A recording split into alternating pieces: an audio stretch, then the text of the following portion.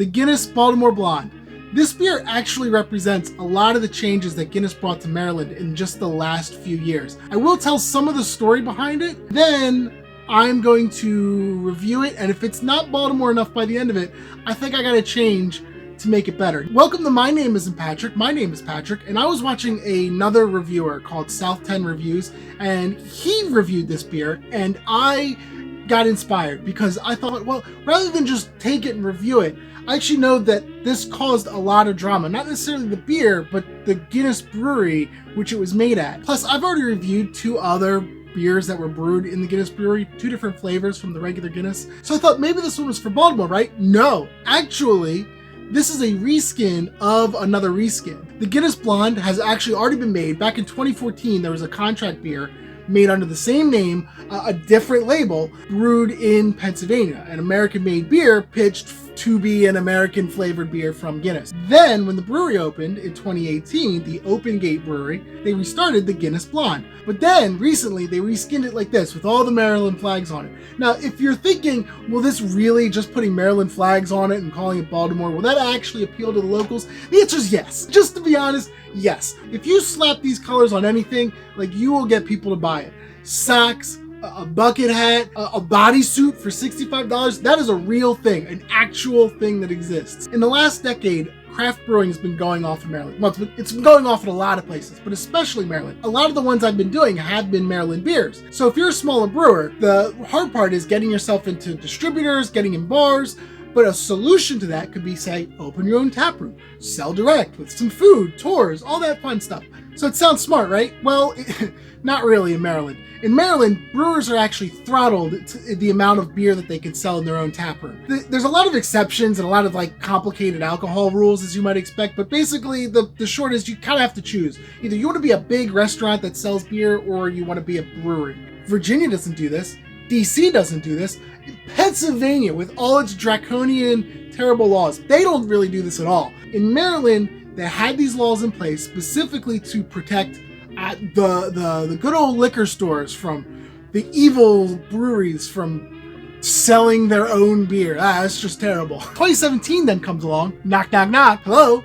It's Guinness. They have a building in Baltimore County that's been aging barrels of Captain Morgan rum. Yes, the company that owns Guinness also owns Captain Morgan. That's a fun fact. So Guinness turns around and says, we want to take this building and we want to revamp it. We want to turn it into a huge tap room, this big tourist center, this huge location just looking like this. One problem, they want to sell a ton of alcohol, a lot more than what Maryland is allowing their tap rooms to sell right now. So what kind of argument are they going to put forward to say, you should change the law for us? Jobs. Jobs? Jobs. Lots of new, shiny jobs. Forget those old jobs, those old distributor jobs. No, forget that. These are shiny new jobs. Politicians just come out of the woodwork. Yeah, I changed the law. I helped with this. So the gear starts shifting. 2017, the place is getting ready to open. What happens then is a huge back and forth that takes about 2 years. I've researched it. I don't have the time and space to go into the back and forth between committees, between special interest groups. So 30-second rundown of 2 years of legal mess right now. At first, craft brewers were really excited. They were going to get contract brewing. They're going to be able to sell a lot more in their tap rooms. They're going to have a lot more access and be able to grow their facilities. And then suddenly, the law starts to get changed. Politicians start saying, sure, you can have all these wonderful benefits, but only if you're a large brewer. How large?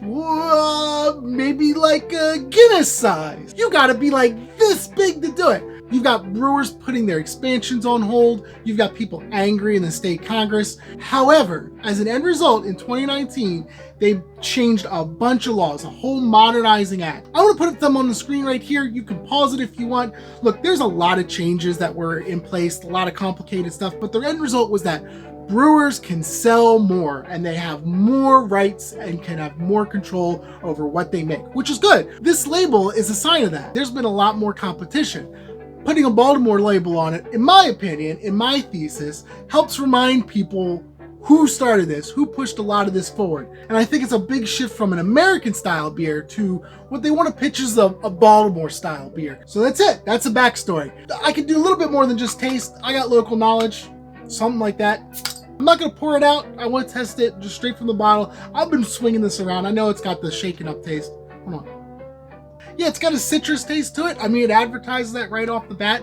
I think it's a good, smooth, drinkable beer. It's a pretty straightforward taste. I think they're going for that American lager style, like not a smooth, light feeling, but actually your traditional lager, but instead with a little bit more of a citrus flavor to it. But it makes me wonder, is that a Baltimore taste? And I gotta say, maybe not. So I am gonna improve it. I'm gonna help out. I'm gonna give you guys a Guinness, in case you're watching. I'm gonna give you a little bit of a formula try. I have some Old Bay. Now you might say, what are you doing? You don't just put Old Bay. Look, you can put it on anything. I just want to prove that to you. My recipe, you open it up, use the big side, you get a tablespoon, thorough mix. There you go, you get the suds back. Get that orange color that you're really working towards. That's... Oh yeah, that's down by the bay. I'm definitely not gonna pour out the rest of this.